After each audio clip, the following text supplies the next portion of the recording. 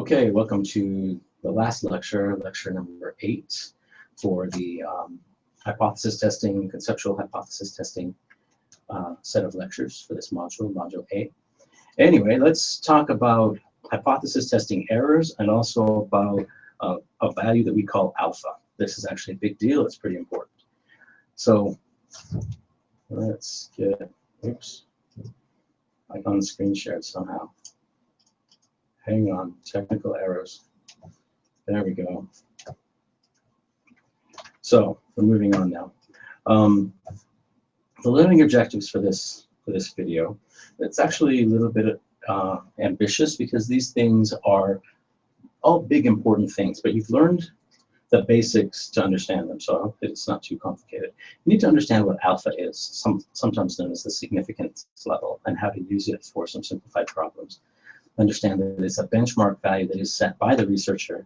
Understand what it means whether you choose a high or choose a low alpha level. Understand the relationship between the p-value and the alpha value. And understand the errors that we can make in judgment in rejecting or choosing not to reject the null hypothesis. The type 1 error and the type 2 error. You need to understand what each of them is, how they fit into the classic 2x2 table, and understand that we will never know whether we have made an error in any particular hypothesis testing situation, in a particular research study. We won't know. We've got to kind of get used to that. And consider the consequences of each type of error and how those might be different in certain situations, leading you to choose maybe an alpha level or something like that. Finally, each error can only occur under one possibility of the reality of the null hypothesis. One error can only happen if the null hypothesis is true, and the other only if it's false. So we reject the null hypothesis. Reviewing here, we need some kind of a benchmark. How small is small enough for the p-value? We do a study and we come up with a p-value. If it's small enough, we reject the null hypothesis, but how small is small enough? Well, the number that determines how small is small enough is called alpha. We sometimes abbreviate it with a lowercase Greek letter alpha, never an uppercase one. And those p-values that we're dealing with, those are always probabilities. So is alpha, by the way. They're always probabilities, and that probability is never a complete one, like 100% probability, and it's never 0% probability. It's always something in between. So there's always some chance that the results that we see might have happened if the null hypothesis is true, but there's never a 100% chance. It's never certain that they would have happened. There's a trailing parenthesis anyway. So let's look at a number line showing the possibilities for any probability from 0 to 1, although I'm missing some stuff at the top end to zoom in here. So if this is a p-value, then at the bottom end here on the left, these are values that are less likely to have happened if the null hypothesis is true. And on the right, over 0.8, 0.9, those are very likely, like 80%, 90% probability that those would have happened if the null hypothesis was true.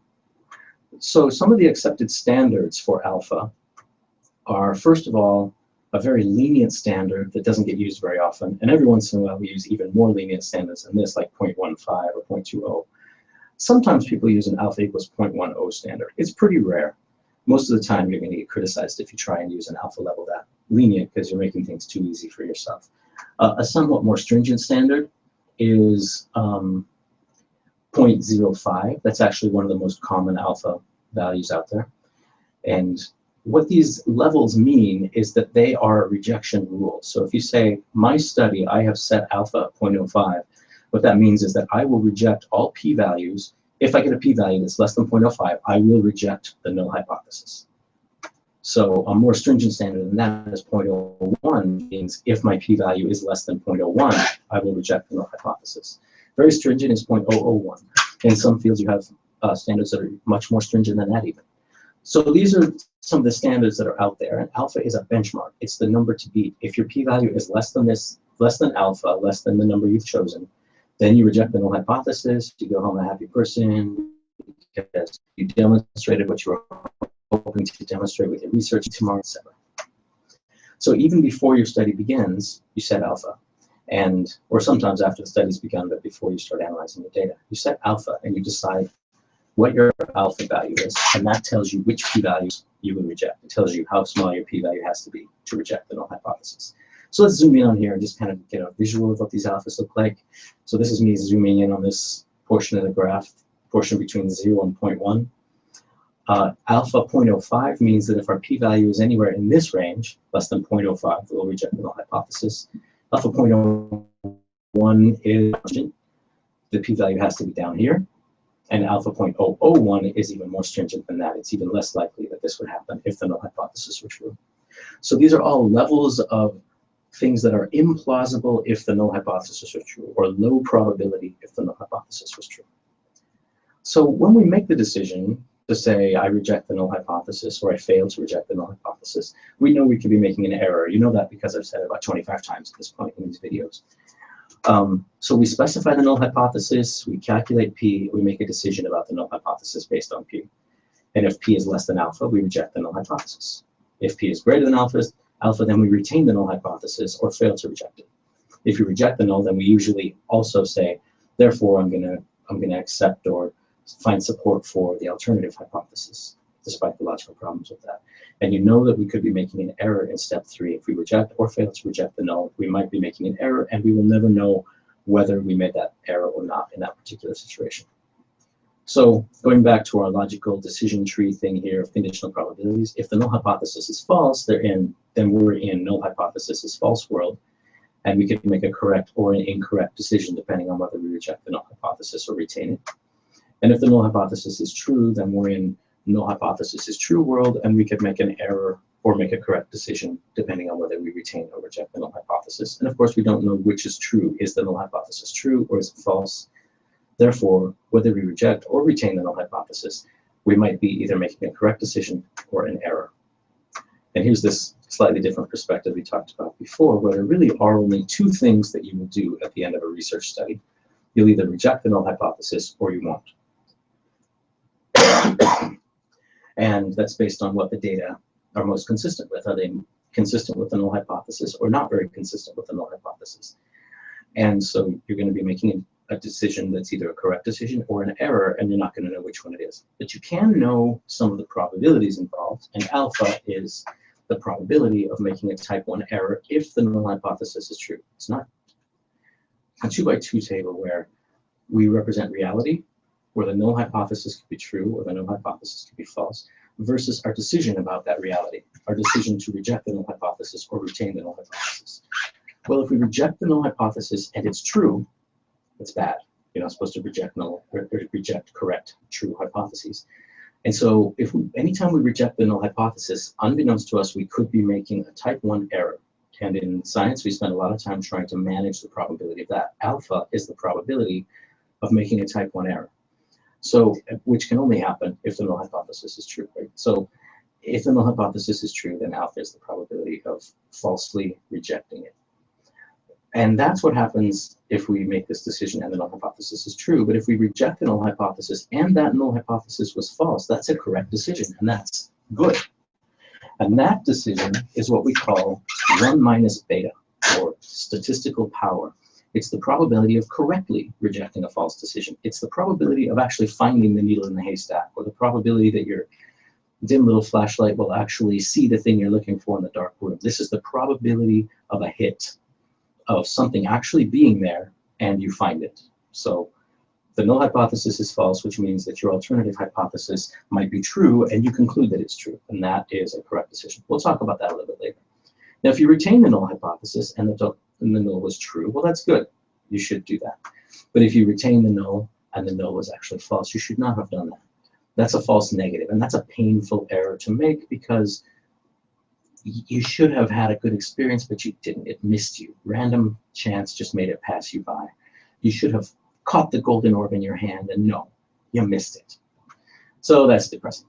You should know these possibilities here, especially type 1 and type 2 error. But we'll talk about power a little bit later too.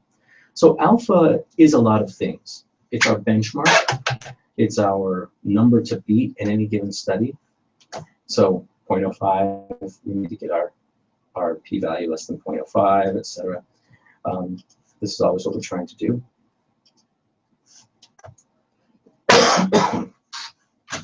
Excuse me.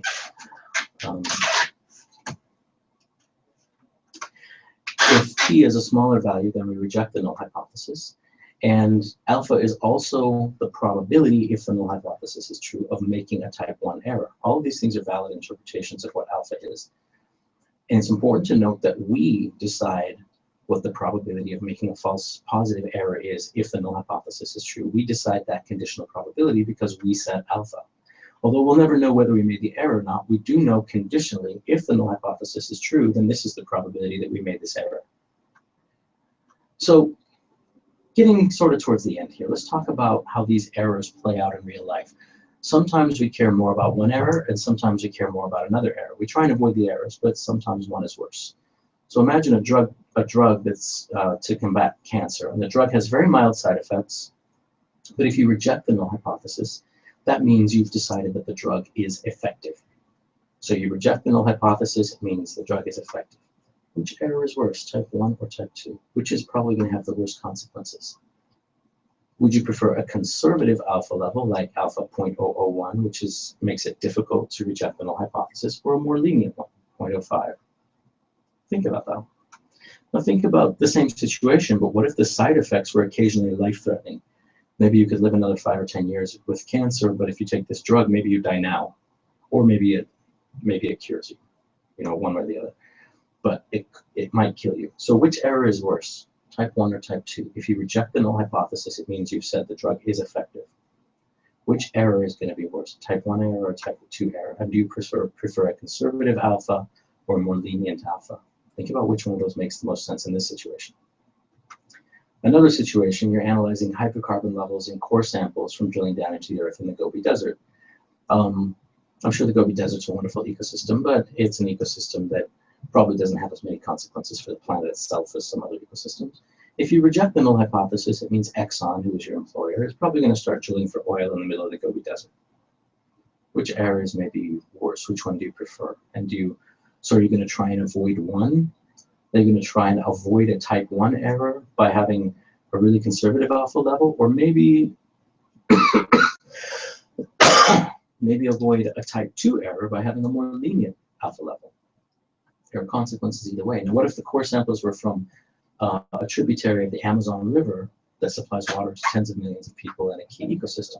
Now, what's the situation? Now, which error do you care about more? Now, which one are you going to try and work to prevent?